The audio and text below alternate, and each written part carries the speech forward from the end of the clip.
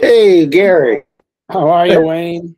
I'm fine, except that I set us up on this Google Meet instead of Zoom. I hope that was okay for you. It's fine. I was a You little know, confused at first, but I said, no. well, it's good to see you, my friend. Good to see you, Wayne. Are you looking a little frazzled? It's getting that way. You're definitely feeling frazzled. um, you I don't know, know. This, I this weather. I feel like you're all of a sudden having to do the same thing with this education legislation as you did with Northern Path. It's like you, you're holding back the tide.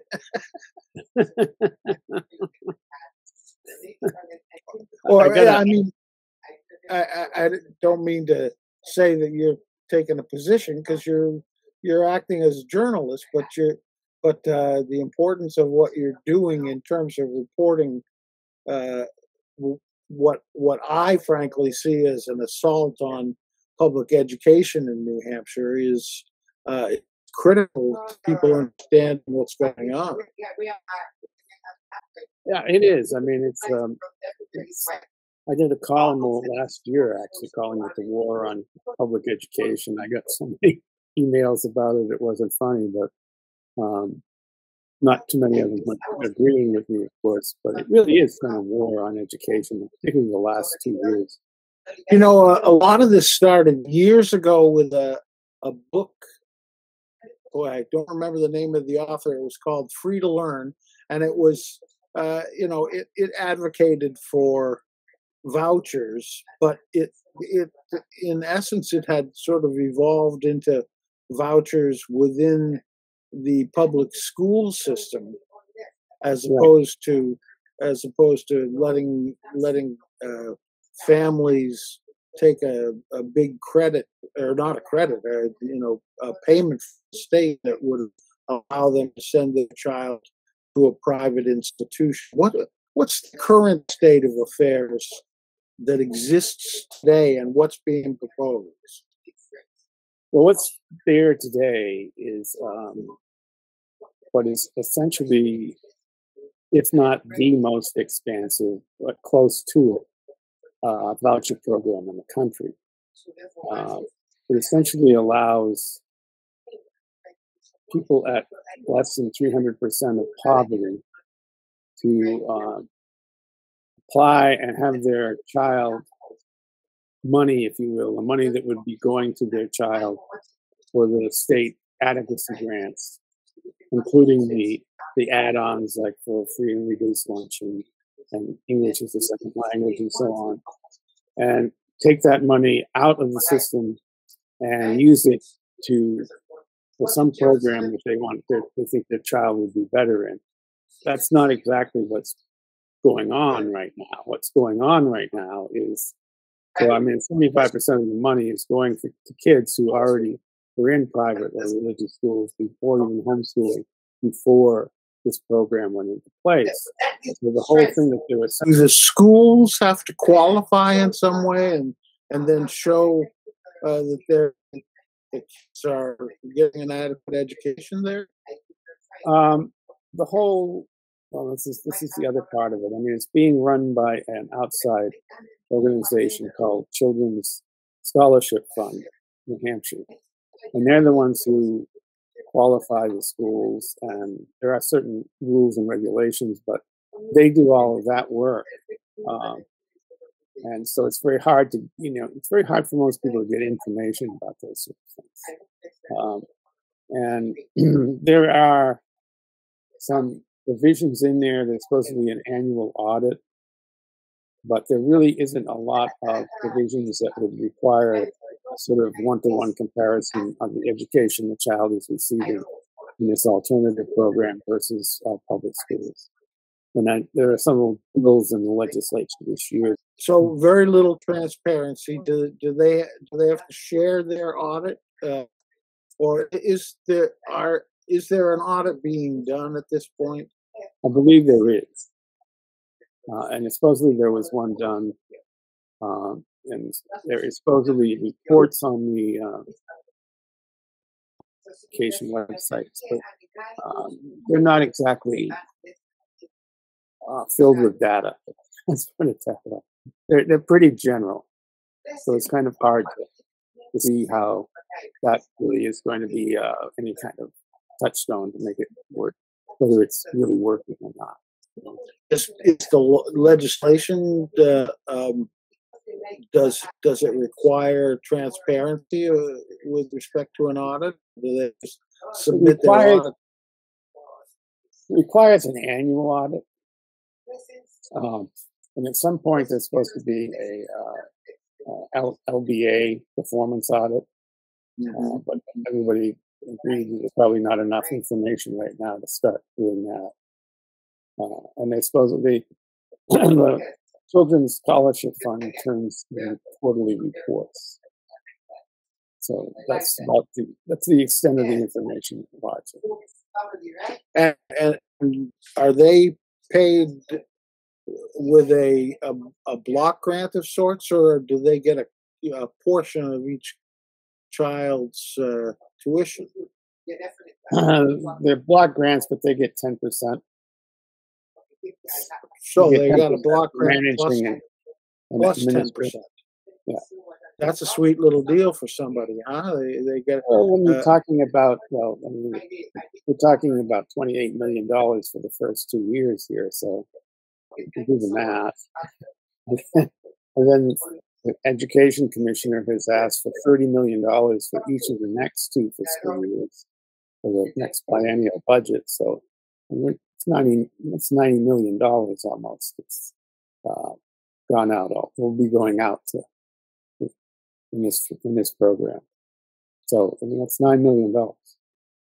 Right, but if the past is any portent of the future, that sounds like they're drastically underestimating what the cost is likely to be over the next 2 years, aren't they? Well, if it's like the past, it probably is true. I mean, the LBA estimated when they first did a look at the bill when it was in the Senate that it could cost the state up to the state's exposure could be up to about $70 million a year if everybody that was eligible decided that they wanted to participate. So I mean that's probably the high end of it, and thinking that it's 30. I mean it more than doubled in 2 years. So who knows what's going to happen in 3 or 4 years? Depends on what I think. Some of it depends on what happens this year in the legislature. Well, the people who are sponsoring and advocating this position, what's their rationale with respect to how we're going to continue to maintain a public education system that educates our workforce and provides an adequate future to kids if they're taking all that money out of the system? It's not. I mean, it's kind of a little complicated. It's coming out of the Education Trust Fund, and there is a lawsuit out there that says that that's not possible. It's not legal to do that. And there are a couple of bills in there to try to correct it, so they're probably correct in the lawsuit if you look at it that way. But right now, there's plenty of money in the Education Trust Fund. There's a surplus, which there never used to be for many years. So the money right now isn't an issue. But you know, and I know that sooner or later that is going to be an issue because the federal money is drying up and it's been fueling the state's economy, which is what's been fueling all the revenue that's coming in. And that's not going to keep coming. And when that happens, is when it's going to be an issue of who's going to get the money. Whether it's going to be the public schools or it's going to be this program or the charter schools or whoever. And that's when the problems are going to come. I see. So let me see if I can encapsulate what you've just said. The current system, which is where we are spending considerably more than was expected, is allowing kids to go to a different school, and it's being funded with federal dollars. And at some point, those federal dollars will dry up, and New Hampshire will be left holding the bag on what will be an annual bundle of money that really has an impact on public education, property taxes, you name it. You name it, right? I mean, it's not the federal money that's being used. I mean, it's the federal money that's fueling the state's economy, that's turning into revenue for the state. It's state revenue, but I mean, it's the federal money that's fueling all that. Yeah, I mean, the problem, it is. I mean, sooner or later, it's going to be an issue of who's going to get the money. And, it's not like New Hampshire doesn't spend a great deal on education. New Hampshire spends some of the highest in the country, actually, per student on education. It's just that the state spends some of the lowest in the country on education. So that means that the local property taxes are the ones who are paying most of the cost. And if this down the road turns into pulling a lot of money out of the education trust fund, then the education is going to be paid for at the local level with more property taxes. Right. So the property taxpayer, they still have to fund their school, whether there's 5 or 10 kids less that are sucking money from the education trust fund or wherever it happens to be coming from. The community still has to fund that school. Mm-hmm. Oh, yeah. And they're not going to see a drop in the number of teachers that they have to hire or the number of books that they have to buy. It would take a significant number of kids to leave a school system to really start seeing significant numbers of teachers or educators or administrators. For the savings that they're talking about, it just doesn't happen. Mm-hmm. Yeah. Garry, this is probably a pretty broad question, but I'm wondering if there's anything that's being done to really look at sort of the broader challenge of educating our kids in the next 25 to 50 years, and asking ourselves some questions that probe certainly what's going on now, but instead of being done piecemeal with this particular idea or that particular idea, why aren't we, or maybe we are we looking at how we're going to provide an adequate, preferably a stellar education for our kids in the next 25 to 30 years? As you know, and I know, education funding has been an issue in New Hampshire for a long time. And we tend to look at that as one of the ways of looking forward. And there was a wonderful commission. The commission did a wonderful job of finding a way to put on paper what everybody knew, which was that students do much better in schools that are well-funded in property wealthy towns than they do in property poor towns. But when it came to actually taking the next step and proposing something to a system to fix it, well, that didn't quite happen. We had a change in the legislature from Democratic to Republican, and it was just sort of pushed out the door. I think we have people, I'm going to take a sort of backdoor way of looking at this. We have people who are looking at rearranging the system. I'm not sure that public education is their first priority. They're more interested in privatizing a lot of it.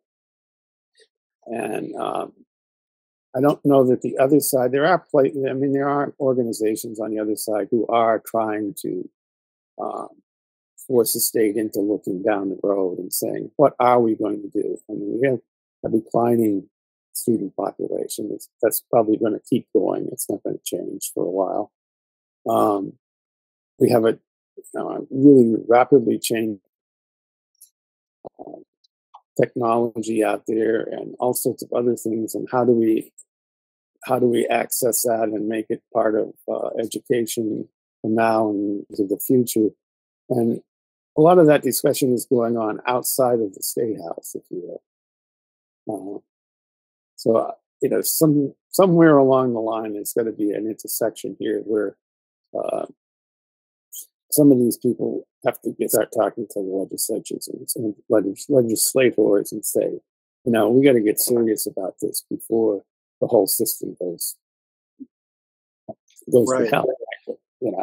Because the way it's headed now, you're going to be leaving the most expensive students in the public education system while everybody else is cherry picking the rest of them out of there, and that's a recipe for disaster. It certainly is. So, but those people aren't intersecting with legislators. You say so. In other words, there's no leadership from within the legislature that's asking people to work with some of the noted intellectuals who are and others who are interested in the future of education. I mean, we have some incredible people. I mean, you start with a guy like Fred Bramante, who clearly, I may not agree with everything that he has said, but he has certainly given a lot of thought to public education. And then up in Holderness, you got a guy named Tony Wagner that's written 20 or 30 books on education reform, and I'm sure I could probably find a dozen others, but you don't feel like anybody is working with these folks to try and better understand where we're going. I think there are some people working with them. I just don't think that there's much of a movement toward doing anything in that direction right now. The movement all seems to be the other way around, of taking apart public education rather than trying to,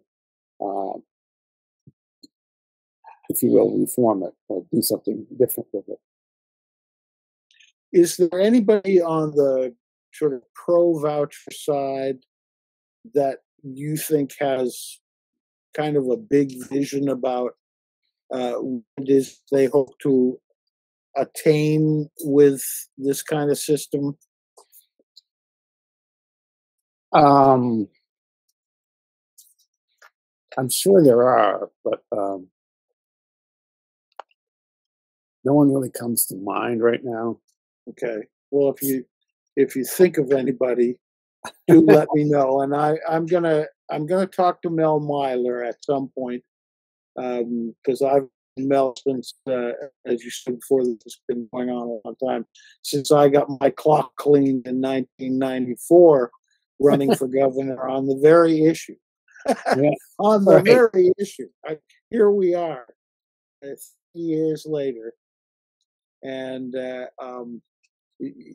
the funny thing was, when I ran, I proposed a statewide property tax, and it got completely trashed. And then they adopted a statewide property tax after I left, but it was in a form that didn't really work. So it worked when they first put it in because it actually was high enough to make a difference. But they kept lowering it and lowering it and lowering it. So now it's kind of meaningless, Yeah. Interesting. I mean, that first go through with when I did put it was like $8 or $9 a thousand, and that had a really big impact on some of the real poor districts. And but of course, as we always do, we sort of start backtracking. Yeah. Every change they made it more like the old system was, and less like it going forward. So we're back to Andrew Volinsky suing the state of New Hampshire once again. And I mean, it's worse now than it was when they sued the state in Claremont. I mean, in terms of the discrepancy between it to the top to the bottom. It's just doesn't get any better. So, what are the other bills that that come to mind right now before the legislature that are going to have a big impact on education that you're following? Well, there are a number of bills that would expand the education trust fund system, i.e., take away some of the financial guidelines and open it up more. That would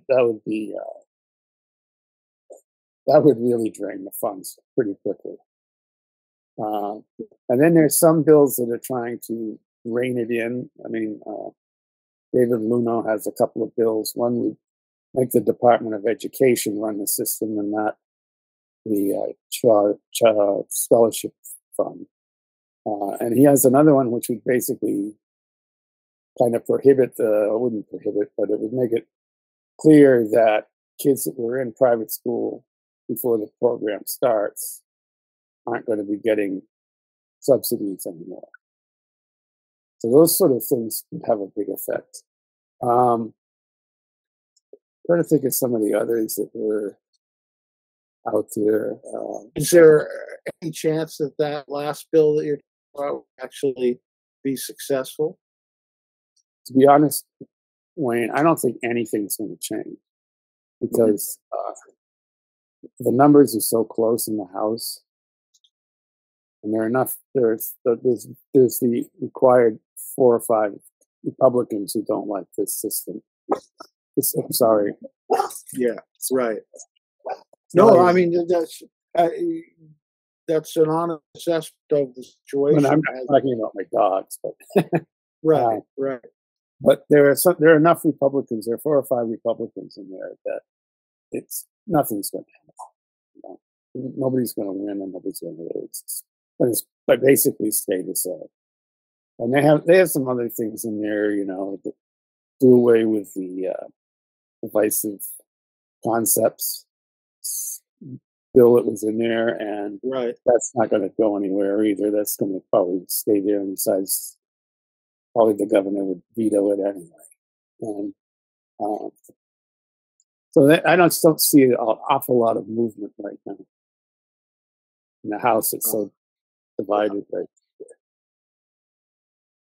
There's not much to agree on. Why aren't we seeing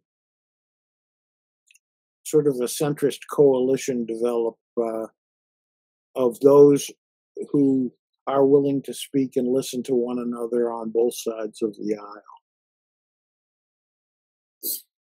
I think we have a very polarized environment, number one. Number two, there is so much dark money that's coming into New Hampshire. Unbelievable, over $1 million this last time, just in House Senate races. State House and Senate races.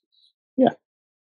And this money is coming from the libertarian Free State area of the party, and if you're getting together with the Democrats to agree on something, the next thing you know, you've got a primary, and a whole lot of negative mail is starting to flow your way. So people are pretty reluctant to do that right now. Well, that leads me to the question of ranked choice voting. Is there a ranked choice voting bill?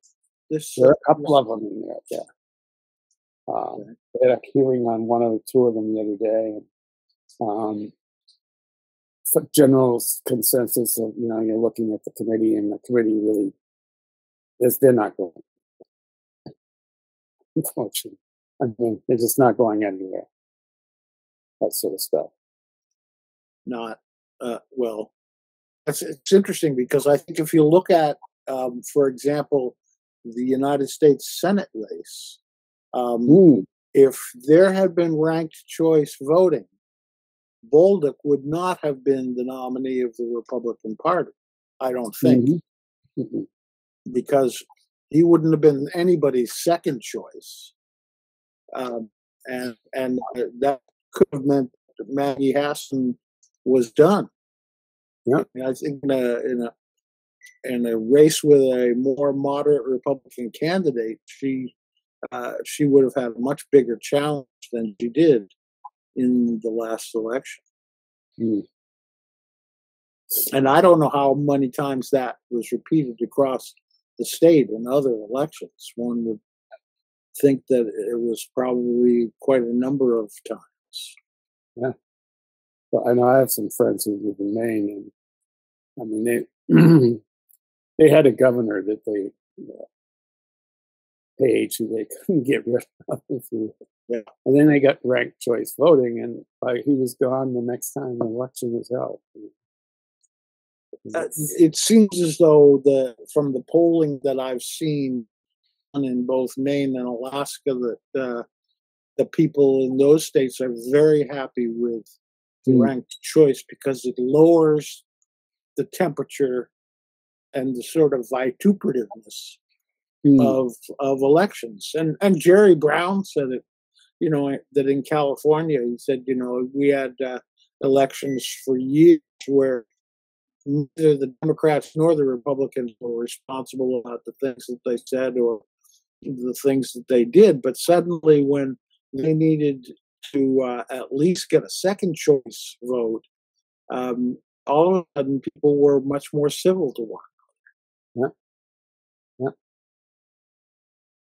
Yeah. So, Garry, you're not a messenger of happy news today. I wish I were, Wayne, but I just don't see. Well, I mean, all you have to do is look at what's going on in Washington. I mean, you have 20 people who are going to be controlling the House, who are probably more extreme than probably 90% of the people in the United States. Right. And we have the same situation here in New Hampshire. You have the Libertarian Free Stater contingent that is driving the agenda for the Republican Party, and that's driving the agenda for the whole place. I have to ask why it is that that you didn't see again that sort of moderate coalition develop among the parties on both the federal and the state level to try and move the leadership to the center. I mean, I don't know. It seems to me to be an opportunity.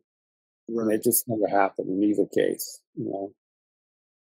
But it's odd that you would have a house in New Hampshire that's almost evenly split, and yet the outcome with only 2 or 3 more votes in their pocket, the outcome among the Republicans is that they can choose the extreme people in the party as the leadership that's going to lead the party. And I'm a little concerned that New Hampshire folks just don't pay enough attention to what's happening on the state level when it comes to that. Do you think? Go ahead. I think part of the problem is the gerrymandering has been so severe the last couple of times that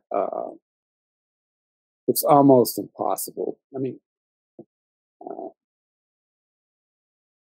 if you count up the votes for the House, the Senate, and the Executive Council, Democrats get more votes than Republicans, and yet they lost every one of them.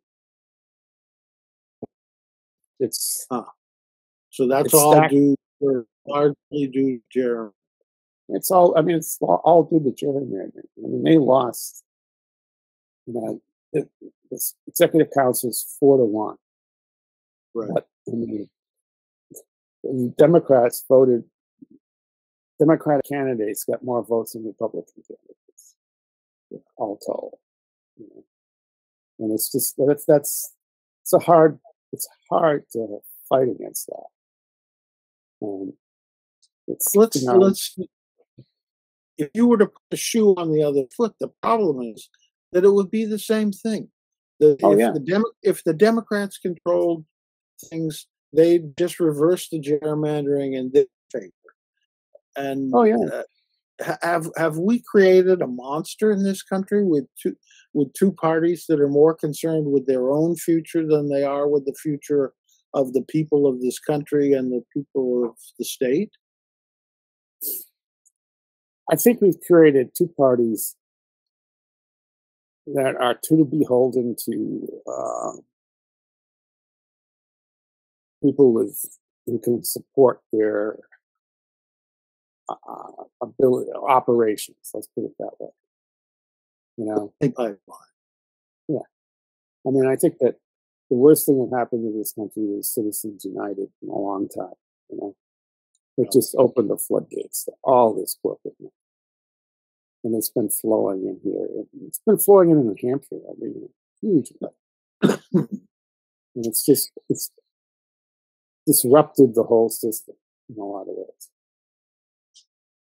Do you think that there's a place for the rise of one or two or three more parties with the kind of strength that would disrupt the system? Like the Forward Party of Andrew Yang and Christine Todd Whitman. I'm going to use them because they're sort of the co-chairs of the movement. But they are now the third largest political party in the United States from, their roster, even though no one can register as a member of the Forward Party. Could that shake things up? I mean, I think you'd have to have a pretty good showing to shake things up.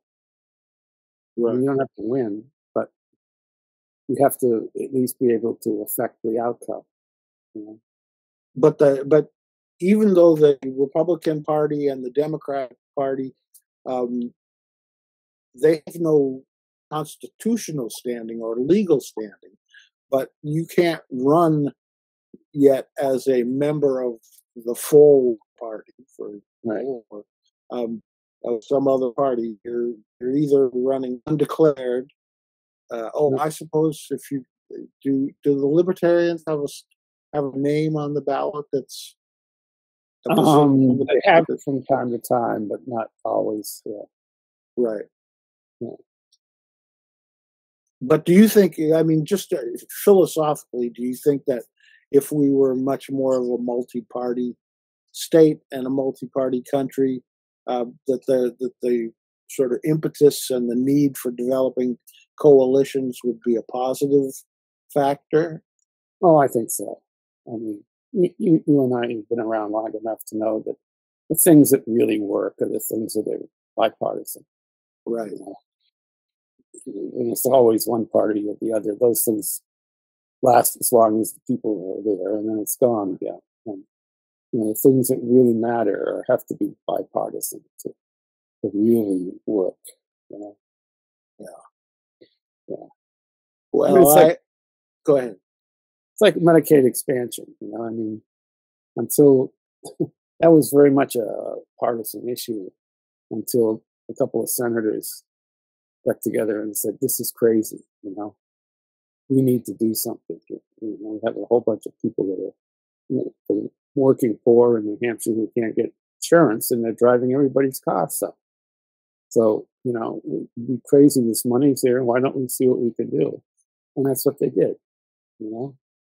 And I don't think anybody's. I mean, we'll see whether it gets. I assume it will be uh, renewed this year, but I mean, it's certainly been a very helpful, helpful to the whole system to have that there. Yeah. Well, Garry Rayno, thank you for sharing your rainbows and unicorns with us today. Not swords.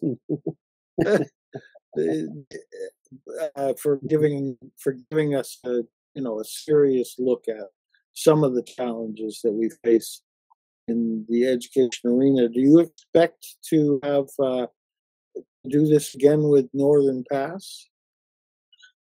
Uh,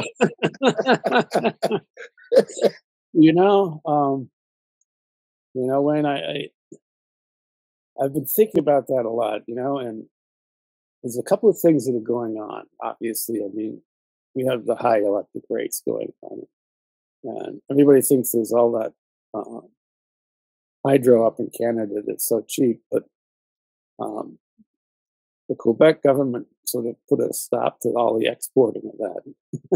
So, but they did say that they would, live up to their contract with Massachusetts and New York. So Massachusetts is still trying to find a way to get the electricity there. They think they might have a court victory over in Maine, but I suspect if there's money to be made, we may try something else too. Right. But so, I mean, and I know. And I know. Never say never. Right. And, it's very little, again, the same kind of problem that exists in the education area exists in the power and utility area, that the advanced planning, the thinking ahead for innovative solutions to problems is just happening. With few exceptions. I mean, the community power work that's being done right now is really exciting and has tremendous potential. But it's not something that Governor Sununu has fallen in love with. No. In fact, I mean, it's been a fight to get it through. Right. Yeah, I like that. I mean, I just think it's a tough sell right now. You have this is what my concern is. Right, you have a new PUC that's all been appointed by the governor. You have a bill in the legislature that would do away with the SEC and let the PUC decide whether those projects like that would go forward. So I mean, it's almost too much of an invitation. Right. It's it's a blank check for the governor to pass along to the utility that proposes the project. Yeah. And there doesn't seem to be any inclination, except a little bit of lip service, maybe, that the governor has learned anything from the Northern Pass debacle. I mean, that was a classic case when you look at it today. The farmer hitting the jackass across the eyebrows with a timber, and with a unanimous vote, it was creamed, and it just it seems like politicians and I'll give Sununu some credit. He's pretty good at learning lessons. I think he's handled himself in a very moderate fashion over the last few years on things like COVID and today I watched him talk about the latest incident of police killing a man of color, and I thought that the things that he said made sense and were at least moderate in view. He started using the word woke in every other word. Um, but when it comes to utilities, uh, I think he's got tunnel vision. Yeah, I mean, it's a different world now. I mean, uh,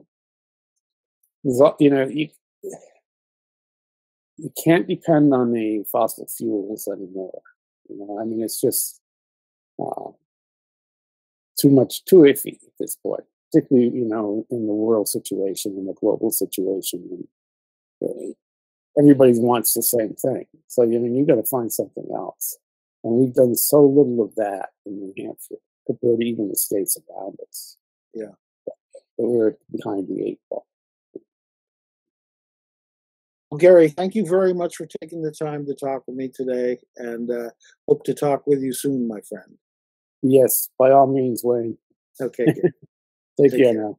Yep. Bye.